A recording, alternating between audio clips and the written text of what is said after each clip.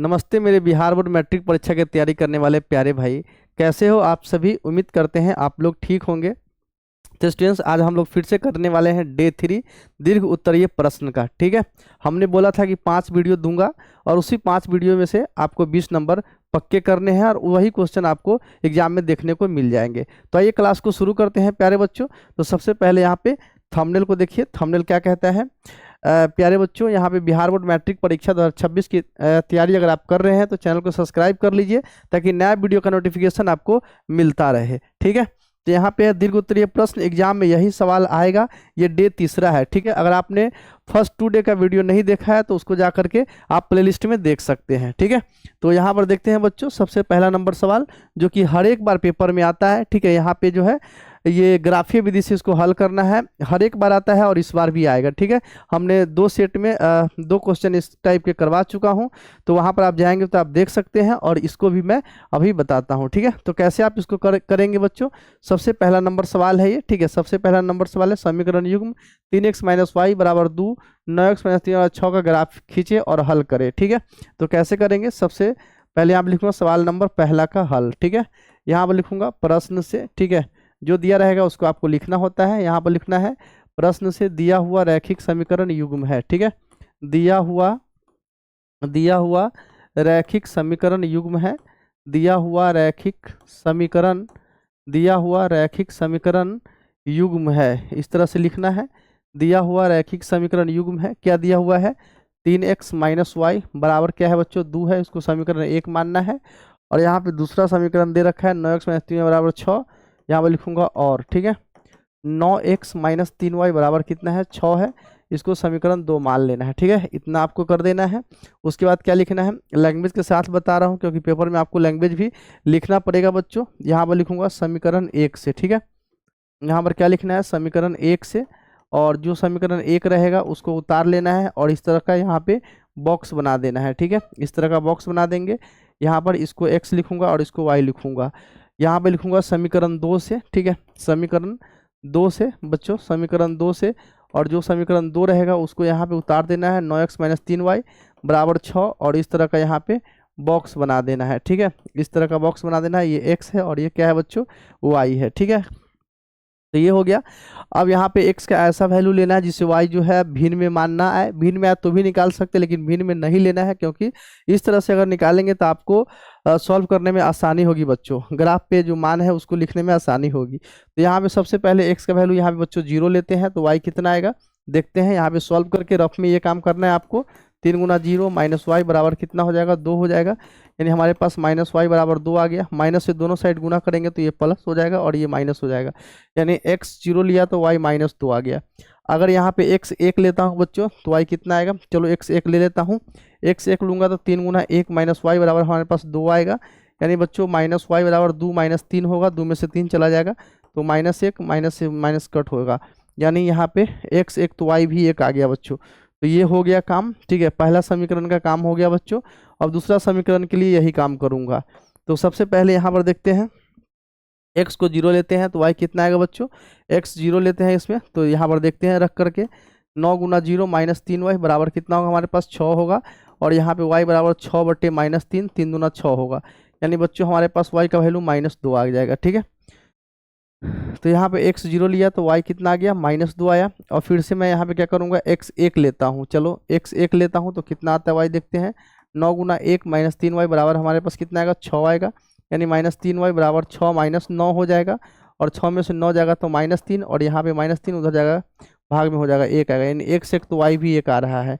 यानी कि ये भी सॉल्व हो गया। ठीक है, इतना काम करने के बाद आपको ग्राफ की कॉपी पे ग्राफ बनाना है। वैसे मैं यहाँ पे खुद से ड्रॉ करूँगा। ठीक है, तो कैसे करूँगा बच्चों? तो सबसे पहले यहाँ पर इस तरह का ग्राफ होता है। ठीक है, आप ग्राफ का कॉपी खरीद लेना, मार्केट से आपको मिल जाएगी। यहाँ पे ये हो गया x एक्सिस बच्चों, और ये हमारा हो गया y एक्सिस। ठीक है, ये y है और ये y डैश है। यह मूल बिंदु हो गया। इधर जब मूल बिंदु से दाएं साइड जो भी मान लूंगा वो प्लस में होता है, ऊपर प्लस में होता है, नीचे माइनस में, और बाएं फिर माइनस में होता है। तो यहाँ पर ये हो गया +1, यहाँ पे ये +2, यहाँ पे ये +3 और ये +4। ठीक है, मैक्सिमम मान तो 2 ही तक लेना है। +1 +2, ठीक है, +3 और ये हो गया हमारे पास +4। ये हो गया -1 -2 -3 -4, और इधर हो गया -1 -2 -3, और ये हो गया बच्चों -4। अब यहाँ पर देखते हैं सबसे पहला समीकरण, x0 तो y -2 है, तो बच्चों जीरो कहाँ होता है, मूल बिंदु पर होता है, यानी कि x0 तो y -2, तो यहाँ पर मैं कर लूँगा x0 y -2, तो ये वाला हमारा वैल्यू हो जाएगा 0, -2। दूसरा पॉइंट है x1 तो y भी 1 है, x1 तो y 1, यानी ये वाला हो जाएगा हमारे पास 1, 1। उसके बाद क्या करना है बच्चों, इस दोनों को मिलाना होता है, ठीक है, इस तरह से आपको मिला देना है, और इस पर जो समीकरण है उसको लिख देना है 3x - y बराबर 2। दूसरा समीकरण देखते हैं, x0 और y -2 है, तो x0 y -2, x0 और y -2, तो ये वाला यही पॉइंट हो गया, x0 y -2, x1 तो y 1, ये भी, यानी दोनों पॉइंट सेम ही है हमारे पास, तो ये भी लाइन इसी पे होगा, यानी मैं इसको भी लिख देता हूँ इसी पे, 9x - 3y बराबर 6, ठीक है। तो ये जो इसका जो हल होगा बच्चों, इसका हल यहाँ हर जगह मिल रहा है दोनों लाइन, तो इसका जो हल होगा अनगिनत हल होगा, ठीक है, जितना मर्जी लो उतना हल होगा, यानी इसका हल अनगिनत होगा, ठीक है बच्चों, इसका हल क्या होगा, अनगिनत होगा, क्योंकि समीकरण आ गया आश्रित, ठीक है, अनगिनत हल होगा, अनगिनत हल होगा बच्चों, अनगिनत हल होगा, ठीक है। अब जहाँ से मिलाएंगे वहाँ से एक्स वाई का वैल्यू निकलेगा, यहाँ से मिला दो यहाँ से मिलेगा, यहाँ से मिला दो यहाँ से मिलेगा, यहाँ से मिला दो यहाँ से, जहाँ से मिलाओगे वहाँ से एक्स और वाई का वैल्यू आपको मिलेगा, क्योंकि ये लाइन जो है एक दूसरे के ऊपर हो गया, और इस रेखा को आश्रित बोलते हैं। इसका जो हल होता है बच्चों अनगिनत हल होता है, ठीक है। तो ये चीज़ समझ में आया होगा, ये भी सवाल पेपर में पूछ लेता है। आगे बढ़ते हैं, अगला सवाल देखते हैं। ये देखिए, ये भी सवाल है, हाइट एंड डिस्टेंस का सवाल है बच्चों। सवाल का कहना है कि एक बहुमंजिला भवन के शिखर से देखने पर 8 मीटर ऊंचे भवन के शिखर और तल की अवनमन कोण क्रमशः 30 डिग्री और 45 डिग्री है। बहुमंजिला भवन की ऊंचाई और दोनों भवनों के बीच की दूरी ज्ञात करना है। यानी एक तो ये छोटा भवन है और एक ये बहुमंजिला भवन है, ठीक है। तो इस तरह से इसको मिला देते हैं, दोनों के बीच का दूरी ये होगा। बहुमंजिला भवन के शिखर से देखने पर 8 मीटर ऊंचे भवन, इसका जो ऊंचाई है 8 मीटर दे रखा है बच्चों, ठीक है, ये बात सही है। 8 ऊंचे भवन के शिखर और तल के अवनमन कोण, शिखर और तल के अवनमन कोण, ये शिखर हो गया और ये बच्चों तल हो गया, इसको इस तरह से मिला देना। इसका अवनमन कोण कितना है बच्चों, तो इसका अवनमन कोण हमारे पास शिखर का हो गया बच्चों, यहाँ पर ये जो है 30 डिग्री है, और इसका जो है बच्चों इसका अगर बात करें तो ये जो है ये कितना है 45 डिग्री है, ठीक है। तो ये पूरा 45, तो ये भी बच्चों कितना होगा 45 होगा, और ये 30 है, तो ये बच्चों 30 डिग्री हो जाएगा, ठीक है। अब मुझे बहुमंजिला भवन की ऊंचाई और दोनों भवनों के बीच की दूरी ज्ञात करनी है, ठीक है। तो ये जो है दोनों के बीच की दूरी y मीटर मान लेता हूँ, ठीक है। और ये जो है बच्चों पूरा इसका बहुमंजिला भवन की ऊंचाई x मीटर मान लेता हूँ। ये 8 मीटर है, तो ये भी 8 मीटर होगा, ठीक है। और ये वाला जो है इतना बच्चों x - 8 मीटर हो जाएगा। इतना तो आपको पता है, पूरा x है और ये 8 है, तो x में से 8 घटा दूंगा तो ये इतना आ जाएगा, ठीक है। इतना कॉन्सेप्ट अगर आपका क्लियर है तो मैं इसको सॉल्व करके दिखाता हूँ कैसे सॉल्व कर सकते हैं। सवाल नंबर दूसरा का हल हो जाएगा। यहाँ पर लिखूंगा बच्चों माना कि, ठीक है, माना कि यहाँ पे इसका नाम a रख देना, इसका नाम b रख देना, और इसका नाम c रख देना, इसका नाम d रख देना, और इसका नाम e रख देना। माना कि ए बी एक बहुमंजिला इमारत है, ठीक है, ए भी एक बहुमंजिला इमारत है, ठीक है, बहुमंजिला इमारत है, ठीक है, बहुमंजिला इमारत है। और ए बी बराबर क्या माना बच्चों, x मीटर हमने मान लिया, ठीक है, ए बी बराबर हमने x मीटर मान लिया, ठीक है, ए बी बराबर x मीटर ले लिया, ठीक है। और यहाँ पर देखोगे तो बी सी बराबर क्या है, y मीटर है, बी सी वाई है, तो ये भी हमारे पास y मीटर होगा, ठीक है। और डी सी जो भवन है, डी सी 8 मीटर है, डी सी 8 मीटर है, तो बी भी 8 मीटर ही होगा, ठीक है। और ए क्या होगा बच्चों, ए हो जाएगा हमारे पास x - 8 मीटर, ठीक है। तो इतना आपको समझ में आया होगा, ठीक है, इतना आपको समझ में आया होगा। अब मैं क्या करूँगा बच्चों, यहाँ पर लिखूँगा समकोण त्रिभुज ए बी सी में, समकोण त्रिभुज ए बी सी में क्या लूँगा बच्चों, tan 45 लूँगा, ठीक है। tan 45 लेता हूँ तो क्या आता है देखते हैं। tan 45 डिग्री क्या होता है, p/b होता है, तो tan 45 के लिए p क्या होगा बच्चों, x मीटर, ठीक है, और बटे यहाँ पे y मीटर हो जाएगा, मीटर से मीटर कट हो जाएगा। tan 45 1 बराबर x बटे y, यानी हमारे पास बच्चों x बराबर y आ गया, ठीक है। इसको समीकरण 1 मान लूँगा। फिर इस त्रिभुज में देखिएगा AED में, तो वहाँ पे tan 30 लेना होगा, तो यहाँ पे लिखूँगा पुनः त्रिभुज AED में, बच्चों यहाँ पर देखिएगा tan 30 ले लूँगा तो tan 30 क्या होगा प्यारे बच्चों, tan 30 p/b यानी x माइनस 8 बटे हमारे पास y आ जाएगा। यानी tan 30 होता कितना है 1/√3 x माइनस 8 बटे y होगा। और यहाँ पे y बराबर हमारे पास बच्चों √3x माइनस में 8√3 हो जाएगा। यहाँ पर आप देखिए तो x बराबर y है, तो जहाँ पे y है वहाँ पे मैं x लिख सकता हूँ। तो यहाँ पर बच्चों इसको कैसे सॉल्व करूँगा, इधर कर लेता हूँ, इधर थोड़ा सा खाली जगह है। तो यहाँ देखिए जहाँ y है समीकरण x, यहाँ पे x भी रख सकता हूँ। तो x बराबर हमारे पास आ गया √3x और माइनस 8√3, यानी हमारे पास बच्चों x माइनस √3x, ठीक है, बराबर हमारे पास माइनस में 8√3 आ गया। और यहाँ पे x कॉमन लूँगा तो 1 माइनस √3 बराबर हमारे पास माइनस में 8√3 आ गया। ठीक है, इसका स्क्रीनशॉट ले लीजिए, इसको मैं इरेज करके फिर से लिखता हूँ। तो चलिए आपने ले लिया होगा स्क्रीनशॉट, इसको इरेज करते हैं और यहाँ पर इसको सॉल्व करता हूँ और x का वैल्यू मुझे पता करना है। तो बच्चों यहाँ पर आप देखिएगा तो यहाँ पर आ जाएगा x बराबर माइनस 8√3 बटे 1 माइनस में √3, ठीक है, यहाँ पर 1 माइनस में √3 आ जाएगा, 1 माइनस में √3 आ जाएगा। अब यहाँ पे ऊपर नीचे माइनस से गुना करूँगा तो 8√3 बटे यहाँ पे 1 माइनस में हो जाएगा और √3 प्लस में हो जाएगा। और इसको सजा के लिख दिया √3 - 1। इसको कर देता हूँ प्रमेयीकरण, √3 + 1 से ऊपर भी गुना करूँगा, √3 + 1 से नीचे भी गुना कर दूंगा। तो 8√3 इंटू में आ जाएगा हमारे पास √3 + 1 और नीचे आ जाएगा बच्चों a - b into a + b, a² - b²। तो यहाँ पे √3 का स्क्वायर 3 आएगा और माइनस 1, 3 में से 1 चला जाएगा 2 आएगा। ठीक है, तो यानी 8√3 इंटू में आ गया √3 + में 1 और 3 में से 1 चला जाएगा 2 आएगा, 2 चौका कितना होगा 8 होगा। यानी बच्चों हमारे पास आ गया 4x बराबर 4√3 है ना, x बराबर 4√3 इंटू में √3 + 1, ठीक है, 4√3 इंटू में √3 + 1, x बराबर 4√3 इंटू में हमारे पास आ गया √3 + 1, ठीक है, मीटर इसको लगा देना। और x का भी वैल्यू यही होगा और y का भी वैल्यू यही होगा क्योंकि दोनों बराबर है बच्चों। तो यही हमारा आंसर हो गया। ठीक है, यही हमारा आंसर हो जाएगा प्यारे बच्चों, यही हमारा आंसर हो जाएगा। ठीक है, आपको समझ में आया होगा। आगे बढ़ते हैं, अगला सवाल देखते हैं।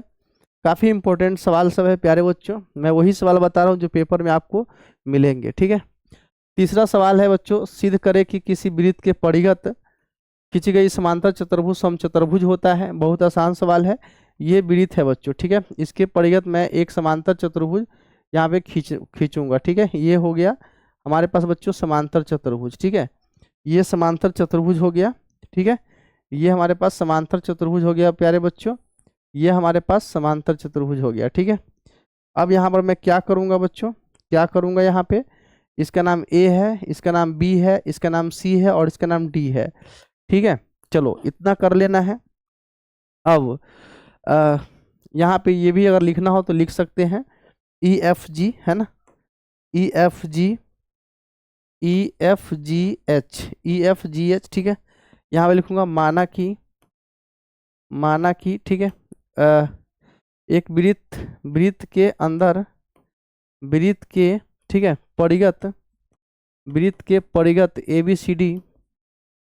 ABCD एक क्या है बच्चों, समांतर चतुर्भुज है, एक समांतर चतुर्भुज है, ऐसा लैंग्वेज आपको लिखना है, एक समांतर चतुर्भुज है। अब यहाँ पर जो सिद्ध करना है प्यारे बच्चों वो लिख देना है। सिद्ध क्या करना है, तो यहाँ पर लिखना है सिद्ध करना है, क्या सिद्ध करना है, ABCD एक समचतुर्भुज है, ABCD एक समचतुर्भुज है, ABCD एक समचतुर्भुज है। समांतर चतुर्भुज किसको बोलते हैं बच्चों, यहाँ पर मैं लिख देता हूँ प्रमाण। अब एक बात बताओ प्यारे बच्चों, समांतर चतुर्भुज किसको बोलते हैं, जिसका आमने सामने का भुजा समांतर हो और आमने सामने का भुजा बराबर भी हो, उसको समांतर चतुर्भुज बोलते हैं। और जब किसी वृत्त के परिघत कोई चतुर्भुज खींचा जाता है तो बच्चों आमने सामने के भुजा का जोड़ जो होता है वो बराबर होता है, यानी AB + CD बराबर AD + BC होगा, ऐसा होता है। ठीक है, तो मैं यहाँ पे कर सकता हूँ ऐसा। ठीक है, तो यहाँ पे सबसे पहला बात कि लिखूंगा चूंकि ABCD एक समांतर चतुर्भुज है, ABCD एक क्या है बच्चों, समांतर चतुर्भुज है, ABCD एक समांतर चतुर्भुज है, इसलिए क्या होगा, AB बराबर हमारे पास DC होगा और AD बराबर हमारे पास BC होगा। ठीक है, और वृत्त के परिघत ABCD खींचा गया है चतुर्भुज। तो चूंकि चूंकि ABCD वृत्त के परिघत है, वृत्त के परिघत है, ठीक है, इसलिए क्या होगा बच्चों, AB प्लस DC बराबर हमारे पास AD प्लस BC होगा। और यहाँ पर आप देखिएगा कि AB प्लस DC, DC बराबर क्या है, AB है, तो यहाँ पे AB रख सकता हूँ, और यहाँ AD और AD के जगह पे BC के जगह पे AD लिख सकता हूँ। यानी बच्चों यहाँ पे हमारे पास 2AB बराबर हमारे पास आ जाएगा 2AD, और 2 से 2 कट होगा, AB बराबर AD हो जाएगा, ठीक है। अब यहाँ पर देख रहे हैं AD बराबर BC है और AD बराबर AB भी है, तो बच्चों यहाँ पे इसलिए क्या आ जाएगा, AD बराबर BC बराबर BC बराबर यहाँ पे AB आ जाएगा, और AB के बराबर भी बच्चों DC है, तो ये भी बराबर आ जाएगा, ठीक है। और जिस चतुर्भुज का चारों भुजा बराबर हो उसको क्या बोलते हैं बच्चों, समचतुर्भुज बोलते हैं। इसलिए ABCD एक समचतुर्भुज है, ABCD एक समचतुर्भुज है, ABCD एक समचतुर्भुज है। और यही मुझे साबित करना था प्यारे बच्चों, और ये साबित हो गया, ठीक है। इस तरह से आप इसको हल कर सकते हैं, बहुत आसान होता है बच्चों। थोड़ा सा आपका कॉन्सेप्ट अगर क्लियर है तो आप आसानी से उसको सॉल्व कर सकते हैं। अगला सवाल है बच्चों, ये रहा सवाल नंबर 4, ठीक है। सवाल नंबर 4 इसको कैसे सॉल्व करेंगे, तो यहाँ पर आप देखना कैसे सॉल्व करते हैं। 5 वर्ष पूर्व A की आयु B की आयु की 3 गुनी थी, 10 वर्ष पश्चात A की आयु B की आयु की 2 गुनी हो जाएगी, A और B की वर्तमान आयु ज्ञात करो। सवाल नंबर 4 का हल है बच्चों, यहाँ पर क्या लिखूंगा, माना कि, ठीक है, माना कि। देखिए यहाँ पे जब आयु से रिलेटेड कोई क्वेश्चन हो ना तो उसमें वर्तमान आयु मान लेना है, ठीक है। वर्तमान आयु पता करना होता है इस टाइप के सवाल में। वर्तमान आयु आपको पता हो तो 5 साल बाद भी पता कर सकते हैं उसका आयु, और 5 साल पहले भी पता कर सकते हैं, इसलिए यहाँ पे आपको मानना पड़ता है, ठीक है। तो क्या मानूंगा, तो बच्चे यहाँ पे लिखूंगा A की वर्तमान आयु, ठीक है, A की वर्तमान आयु मान लूंगा, A की वर्तमान आयु क्या मानूंगा, X वर्ष, तो यहाँ पे लिखूंगा X वर्ष, और यहाँ लिखूंगा तथा Y की वर्तमान आयु, Y की वर्तमान आयु, Y की वर्तमान आयु बच्चों मान लूंगा Y वर्ष, ठीक है। Y की वर्तमान आयु मान लूंगा Y वर्ष, A की वर्तमान आयु मान लिया, Y की वर्तमान आयु मान लिया। यहाँ पर लिखूंगा क्या, प्रश्नानुसार, ठीक है। यहाँ पर लिखूंगा प्रश्नानुसार क्या है, A की आयु B की आयु की 3 गुनी थी 5 वर्ष पहले, यानी X माइनस 5 और बराबर 3 इंटू Y माइनस 5, ठीक है। X माइनस 5 और बराबर 3 इंटू Y माइनस 5 हो जाएगा, ठीक है। 5 वर्ष पहले A की आयु B की आयु की 3 गुनी थी, इसको थोड़ा सॉल्व कर लेना। X माइनस 5 बराबर 3Y माइनस 15 हो गया हमारे पास, X माइनस 3Y बराबर माइनस 15 प्लस 5, यहाँ पे X माइनस 3Y, 5 में से 15 चला जाएगा माइनस 10, इसको समीकरण 1 मान लूंगा, ठीक है। तो इतना आपको समझ में आया, इस तरह से मान लेना है। यहाँ लिखूंगा और दूसरा नंबर, 10 वर्ष पश्चात A की आयु B की आयु की 2 गुनी हो जाएगी, तो 10 वर्ष पश्चात का मतलब है X प्लस 10 बराबर 2 इंटू वाई प्लस 10 हो जाएगा, यानी हमारे पास X प्लस 10 बराबर 2y प्लस में 10 दूना 20 हो गया। यानी हम इसको सजा के लिखेंगे तो x माइनस 2 बराबर 20 माइनस 10, और 20 में से 10 चला जाएगा बच्चों, तो हमारे पास 10 आ जाएगा। इसको समीकरण 2 मान लूंगा। अब यहाँ पे क्या लिखूंगा, समीकरण 1 में से 2 को घटा देना है, ठीक है। समीकरण 1 माइनस समीकरण 2, समीकरण 1 माइनस समीकरण 2, ठीक है। x माइनस 3y बराबर कितना होगा, x माइनस 3y बराबर हमारे पास माइनस 10 है, और यहाँ पे x माइनस 2y बराबर बच्चों 10 है। माइनस प्लस माइनस, यहाँ पे ये कट होगा, और यहाँ पे माइनस y बराबर हमारे पास बच्चों माइनस 20 आएगा, माइनस माइनस कट होगा, y का वैल्यू 20 आ गया। अब y का वैल्यू निकल गया, तो y का मान समीकरण 1 या 2 किसी में भी रखेंगे तो x का मान निकल जाएगा, तो y का मान समीकरण 1 में रख देता हूँ, समीकरण 1 में रखने पर, ठीक है। y का मान समीकरण 1 में रखने पे 1 क्या है बच्चों, तो x माइनस 3y बराबर माइनस 10 है, यानी x माइनस 3y 3 गुना 20 बराबर माइनस 10, यानी हमारे पास आ गया माइनस 10 प्लस 20 60, 60 में से 10 चला जाएगा तो हमारे पास बच्चों 50 हो जाएगा, ठीक है। यानी A की वर्तमान आयु प्यारे बच्चों कितना आ गया, हमारे पास 50 आ गया। A की वर्तमान आयु 50 वर्ष और B की वर्तमान आयु 20 वर्ष आ गया, ठीक है। तो ये हमारा फाइनल आंसर हो गया 50 20, ठीक है।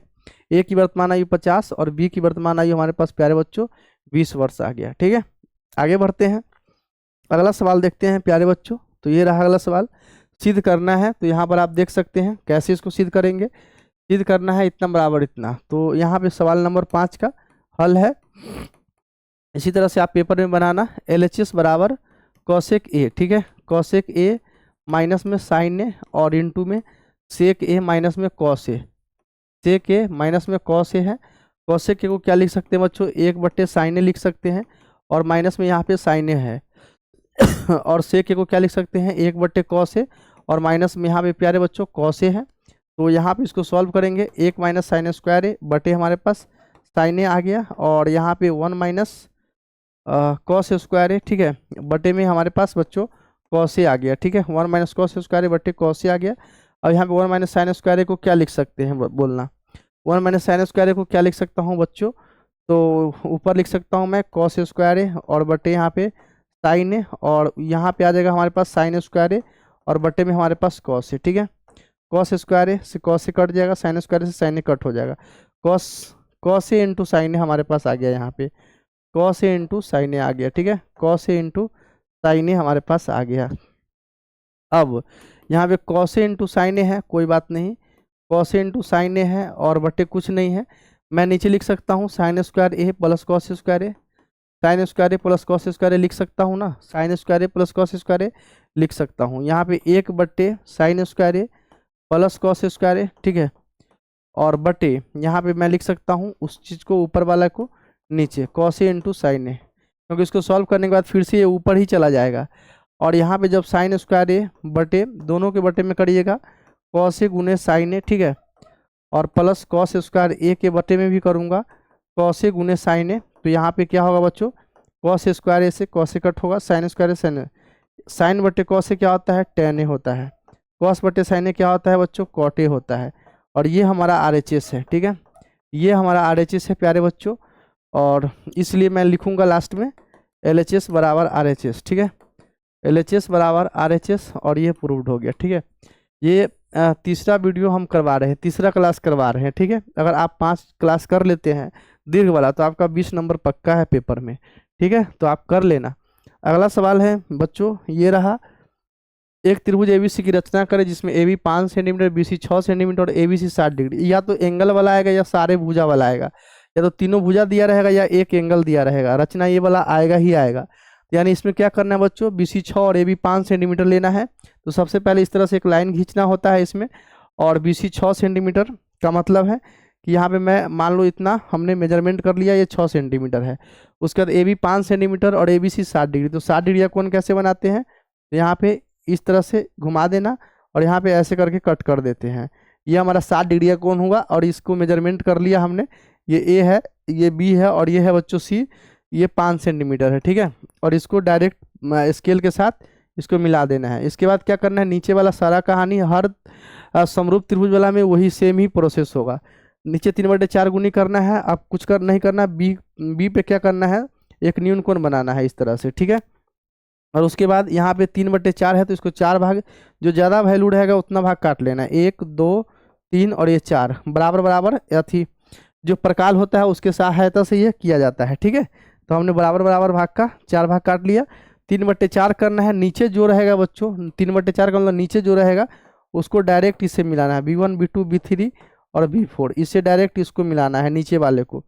और ऊपर वाले पे जैसा ये लाइन है वैसा ही ऊपर वाला पे भी खींचना पड़ता है। उसके लिए क्या करते हैं, ऐसे इसको घुमाते हैं इस पे रख करके 4 पे, और 3 पे भी ऐसे घुमा लेते हैं। इसको नाप लेते कितना है, इसको कट कर देते हैं और इस तरह से इसको जाने देते हैं। तो ऐसा ही लाइन आ गया। फिर इस पर भी खींचना पड़ता है, तो इसको यहाँ पे ऐसे घुमा देंगे और इस पर भी ऐसे घुमा देंगे, इसको मेजरमेंट कर लेंगे और इसको ऐसे कट कर देंगे और यहाँ पे भी ऐसा चला गया। तो ये हमारा जो है नया त्रिभुज बन गया A' और ये हो गया C'। ठीक है, तो ये हमारा हो गया सवाल नंबर 6 का हल। ये रचना आएगा ही पेपर में आएगा। ठीक है, इसको प्रकाल के साथ आपको बनाना है। आप समझो कि ये प्रकाल का जो मुंह है वो है और ये पेंसिल है, और इसके सहायता से हमने बना लिया, ये रचना कर दिया। ठीक है, आगे बढ़ते हैं। अगला सवाल है, ये रहा अगला सवाल, एक मोटर बोट को धारा के प्रतिकूल 30 किलोमीटर और धारा के अनुकूल 28 किलोमीटर जाने में 7 घंटे का समय लगता है और वह धारा के प्रतिकूल 21 किलोमीटर जाकर 5 घंटे में वापस आ जाती है। शांत जल में मोटर बोट की चाल और धारा की चाल ज्ञात करना है। ठीक है, धारा के प्रतिकूल 21 किलोमीटर जाकर 5 घंटे में वापस आ जाती है। शांत जल में मोटर बोट की चाल और धारा की चाल ज्ञात करनी है। सवाल नंबर 7 का हल। ठीक है, यहाँ पे तो पहले यहाँ पे मानना पड़ेगा क्योंकि चाल वगैरह पता नहीं है। शांत जल में बच्चों मोटर बोट की चाल, शांत जल में मोटर बोट की चाल मान लूंगा। शांत जल में मोटर बोट की चाल, शांत जल में मोटर बोट की चाल मान लूंगा बच्चों x किलोमीटर प्रति आवर। और धारा की चाल मानूंगा, धारा की चाल मान लेता हूँ y किलोमीटर प्रति आवर। ठीक है, तो धारा के अनुकूल मोटर बोट की चाल कितना होगा? धारा के अनुकूल मोटर बोट की चाल, ठीक है, धारा के अनुकूल मोटर बोट की चाल है ये, समझ लेना। तो x + y होगा किलोमीटर प्रति घंटा। और धारा के प्रतिकूल मोटर बोट की चाल कितना होगा बच्चों? बराबर x - y किलोमीटर प्रति घंटा। ठीक है, क्योंकि धारा के अनुकूल जिधर धारा है उधर ही मोटर बोट जाएगा, तो दोनों का चाल जुड़ जाएगा। और उल्टा जाएगा, धारा के विपरीत जाएगा तो घट जाएगा, तो यानी x - y हो जाएगा। अब यहाँ पे बच्चों कुछ नहीं करना है, यहाँ पे लिखना है प्रश्नानुसार। प्रश्न के अनुसार क्या है बच्चों कि 30 किलोमीटर धारा के प्रतिकूल यानी 30/x - y टाइम लगेगा, और धारा के अनुकूल 28 किलोमीटर यानी x + y टाइम लगेगा। दोनों को समय जोड़ते हैं तो 7 घंटे लगते हैं। ठीक है, लेकिन दूसरा नंबर का जो सवाल है, धारा के प्रतिकूल 21 किलोमीटर जाकर 5 घंटे में वापस आ जाती है ना। धारा के प्रतिकूल 21 किलोमीटर जाकर 5 घंटे में वापस आ जाती है, यानी कहने का इसका मतलब है कि 21/x - y और प्लस फिर से 21/x + y बराबर 5 घंटे लगते हैं इसमें। ठीक है, 21 किलोमीटर जाकर के फिर उतना ही दूर वापस आ जाते हैं, तो कितना लगते हैं? 5। तो इसको समीकरण 2 मानना होगा। इस सवाल में क्या करना होगा प्यारे बच्चों? 1/x - y और 1/x + y को मानना होगा, तभी ये सवाल सॉल्व हो सकता है। तो इसके लिए मैं क्या करूंगा, यहाँ पर लिखूंगा पुनः माना की, पुनः माना की। ठीक है, इसको उतारते जाना क्योंकि इसमें इरेज करूंगा। 1/x - y को मान लो u और 1/x + y को मान लो v। ठीक है, और इसमें रखो 30u प्लस में 28v बराबर हमारे पास 7। यहाँ पे आएगा 21u प्लस में 21v बराबर हमारे पास आ गया 5। ठीक है, अब इसको आप इसको सॉल्व कर सकते हैं इसको अब। ठीक है, तो इसके लिए हमें u और v का मान निकालना पड़ेगा। u और v के मान निकालने के लिए मुझे क्या करना पड़ेगा? इस दोनों को बराबर करना पड़ेगा, और इस दोनों को बराबर करने के लिए यहाँ पर मैं क्या करूँगा बच्चों, यहाँ पे मैं गुना करूँगा 21 से और यहाँ पे 30 से। तो ऊपर में 21 से गुना करेंगे तो कितना होगा? यहाँ लिख देना है समीकरण 3, और ये हो गया समीकरण 4। समीकरण 3 गुना 21 करना है, और तथा समीकरण 4 गुना 30 करना है। तो यहाँ पे करो 21 तिया कितना होता है? 63, 630u हो जाएगा। और 21 से 28 में गुना होगा तो कितना होगा? तो कर लेते हैं 28 गुना 21, हमारे पास 8 2 8 9 16 4 1 5। यहाँ पे आ गया 8 6 2 8, यहाँ पे 5 588 भी, और फिर से 21 सत्ते कितना होगा? 20 छक 21 सत्ते 147 हो जाएगा। ठीक है, ये हो गया हमारे पास समीकरण 5। और इसमें फिर से 30 से करूंगा तो यहाँ पे आ जाएगा हमारे पास 203 से करूंगा तो 21 तिया 63, 30 से करूंगा तो हमारे पास 630 आएगा u। और यहाँ पे 30 से करूंगा तो यहाँ पे भी 630 भी, और यहाँ पे भी 30 से करूंगा 30 पंचे 150, हमारे पास इतना आ जाएगा। और इसको घटा देना है, समीकरण 6 है, समीकरण 5 में से 6 को घटाना है, तो माइनस माइनस माइनस हो जाएगा, ये कट होगा। अब यहाँ पे घट के कितना आएगा?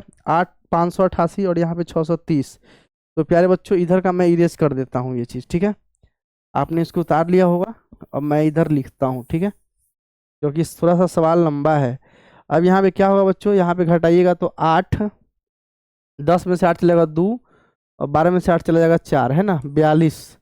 यानी 42 भी ये माइनस में आएगा, और बराबर माइनस में हमारे पास 3 आएगा, माइनस माइनस कट होगा, यानी भी 14 तिया 42। ठीक है, भी बराबर हमारे पास एक मरतबे 1/14 आ गया।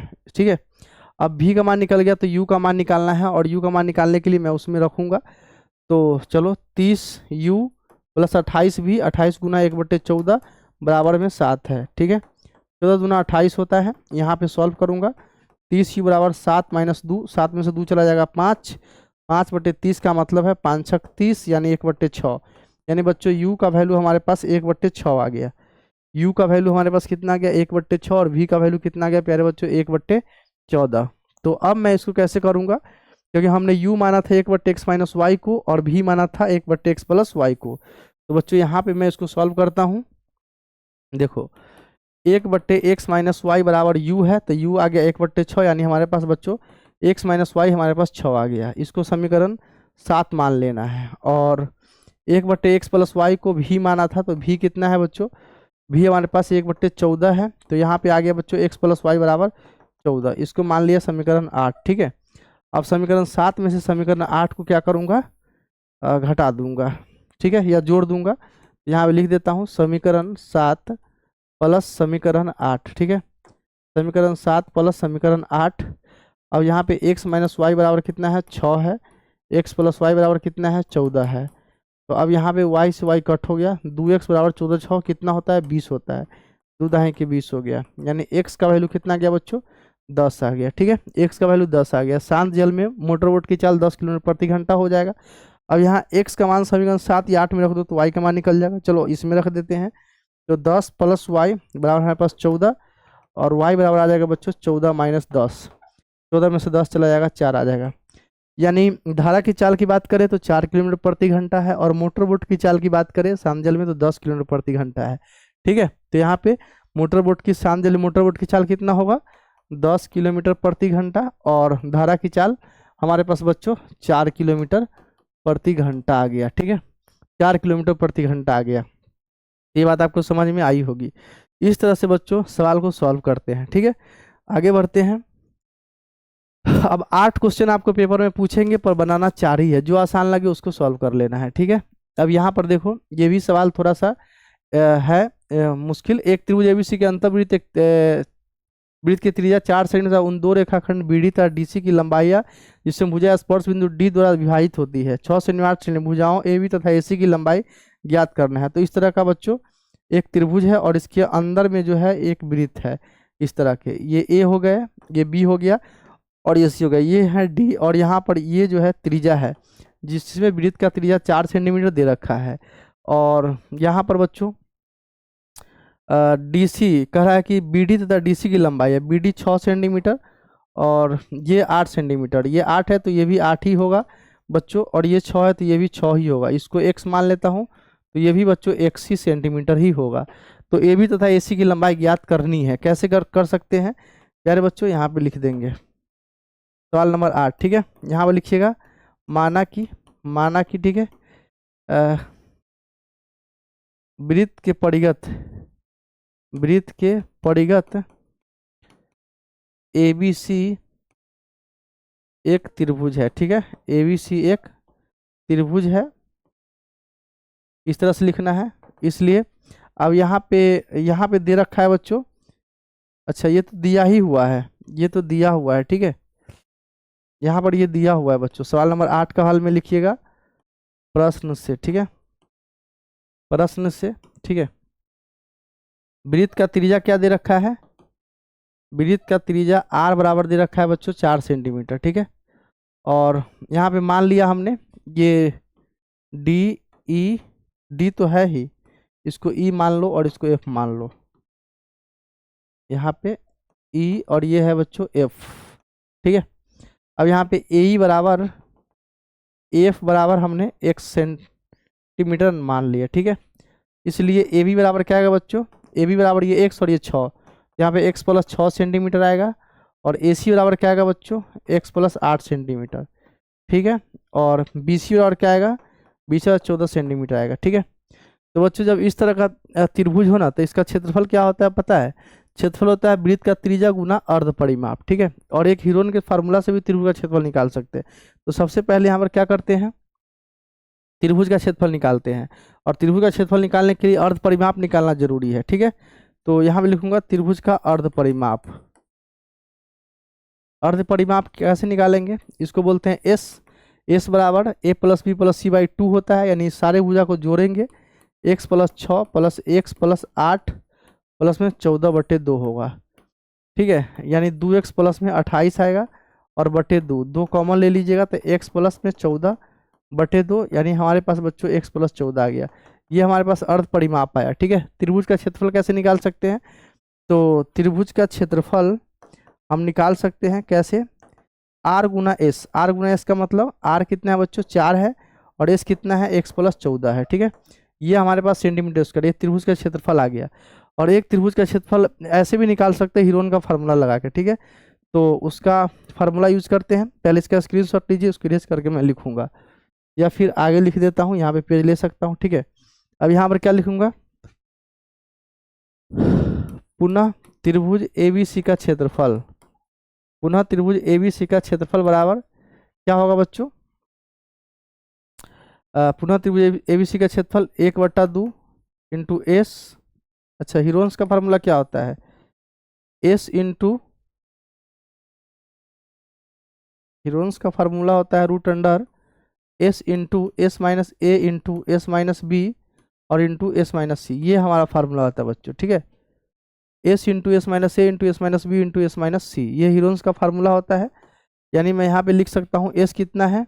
तो एस हमारे पास है बच्चों एक्स प्लस 14। ठीक है, और यहाँ पे एक्स प्लस 14 माइनस में ए का वैल्यू कितना है प्यारे बच्चों? तो ए का वैल्यू यहाँ पर देखिएगा, ए का वैल्यू हमारे पास, ए का वैल्यू यहाँ पे 14 मान लो। ठीक है, इसको ए के सामने को इसको ए मान लो। ठीक है, और बी के सामने वाले को इसको बी मान लो और सी के सामने वाले को सी मान लो। ठीक है, तो ए मान लेता हूँ 14 है, तो यहाँ पे -14 कर दूंगा, -14। ठीक है, और इंटू एस माइनस बी यानी एक्स प्लस 14 माइनस बी कितना है बच्चों? तो बी के सामने एक्स प्लस 8 यानी एक्स माइनस 8 होगा, और इंटू सी, सी का मतलब क्या है बच्चों? X plus 14 minus x minus 6। यानी बच्चों यहाँ पे करूँगा इसको सॉल्व, तो 14 से 14 यहाँ पे हट जाएगा, तो यहाँ पे आएगा हमारे पास एक्स प्लस 14। ठीक है, और यहाँ पे इंटू एक्स, और यहाँ पे एक्स प्लस 14, एक्स से एक्स तो यहाँ उड़ जाएगा, 14 में से 8 चला जाएगा तो 6 आएगा। यहाँ पर भी एक्स से एक्स उड़ जाएगा, 14 में से 6 जाएगा तो 8 आएगा। तो इतना हमारे पास आ गया। अब दोनों तो बच्चों त्रिभुज का क्षेत्रफल ही है, ये भी त्रिभुज का क्षेत्रफल ही है। ठीक है, यहाँ पर ये जो निकला ये भी क्षेत्रफल है और वो भी क्षेत्रफल है, तो दोनों क्षेत्रफल क्या होगा बच्चों? बराबर होगा। यानी कहने का मतलब ये हुआ कि यहाँ पर आप देखिएगा, तो मैं यहाँ पे लिख सकता हूँ x इंटू, यहाँ पर क्या है 4 इंटू 4 इंटू एक्स प्लस 14 है ना, 4 इंटू एक्स प्लस 14 इस तरह से है, 4 इंटू एक्स प्लस 14, और बराबर हमारे पास होगा ये वाला रूट अंडर एक्स प्लस 14। ठीक है, और इंटू में x और इंटू में 8 × 48, दोनों साइड वर्क कर दूंगा। यहाँ पर आएगा हमारे पास 4 चौका कितना होगा बच्चों? 16 आएगा, और यहाँ पे x प्लस 14 के होल स्क्वायर आएगा, और यहाँ पे निकल के आएगा x प्लस 14 और इंटू में x गुना 48। ठीक है, यहाँ पे स्क्वायर से तो ये उड़ जाएगा। अब यहाँ पे क्या होगा बच्चों? 16x प्लस में 16 गुना 14 आएगा, बराबर हमारे पास 48x आ जाएगा। ठीक है, आगे अब यहाँ पे करिएगा इसको सॉल्व, तो 16x माइनस 48x और प्लस 16 गुना 14 उधर जाएगा, -16 गुना 14 हो जाएगा। इसको और सॉल्व करेंगे तो माइनस में 32x बराबर माइनस में 16 गुना 14 आएगा, माइनस माइनस कट होगा, 16 गुना 14 और 2 7 14, यानी प्यारे बच्चों x का वैल्यू हमारे पास 7 आ गया। ठीक है, x का वैल्यू 7 निकल के आ गया। इसी तरह से इसको सॉल्व किया जा सकता है, दूसरा कोई तरीका नहीं। इसलिए ए बी बराबर क्या है बच्चों? x प्लस 6 है, x प्लस 6 सेंटीमीटर, तो बच्चों यहाँ पे x का वैल्यू 7 रखेंगे तो 13 सेंटीमीटर आ जाएगा। AC बराबर क्या है? x प्लस 8 है, x प्लस 8 सेंटीमीटर, तो यहाँ AC x का वैल्यू रखेंगे कितना? 7, और तो यहाँ पे 8 8 7 कितना हो जाएगा बच्चों? 15 सेंटीमीटर हो जाएगा। ठीक है, तो यहाँ पे 13 आ गया, AC 15 आ गया, और BC कितना है बच्चों? BC 14 सेंटीमीटर है। तो AB और AC निकालना था, हमने निकाल दिया। तो आज की क्लास में यही इंपॉर्टेंट सवाल हमने बताया। कैसी लगी वीडियो कमेंट करके जरूर बताइएगा। वीडियो अच्छी लगी हो तो वीडियो को लाइक और चैनल को सब्सक्राइब कर लीजिएगा, ताकि नया वीडियो का नोटिफिकेशन आपको मिलता रहे। ठीक है, वीडियो देखने के लिए बहुत बहुत धन्यवाद। Thank you for watching my video. Thank you very much.